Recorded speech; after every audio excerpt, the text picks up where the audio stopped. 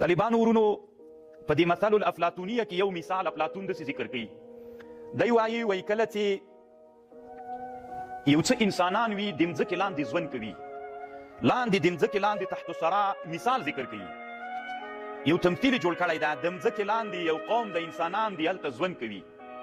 دغه انسانان چې د مځکې لاندې ژوند کوي د سرداب او تاخانې کې، او دوی ته هلته په دغه د مځکې لاندې کوټې لري، کوټې جوړې کړي دي او تونلونه یې ویستلي دي. دغه انسانان چې دلته ژوند کوي دوی ته په دیوالونو باندې د دنیا د حقیقتونو عکسونه دي. د غنمو یو پټی ده، د هغې عکس شته، د غرڅو عکسونه شته، د غواګانو عکسونه شته.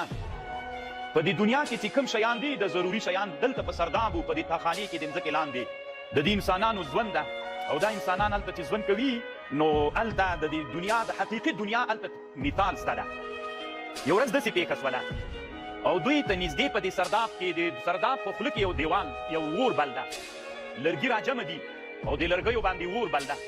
دغه اور چې دلته بل شوی ده بلیږي، نو په دې تاخانه کې چې کوم اور بل ده نو دوی د دې اور په رڼا باندې د عکسونو دید او لیدنه کوي.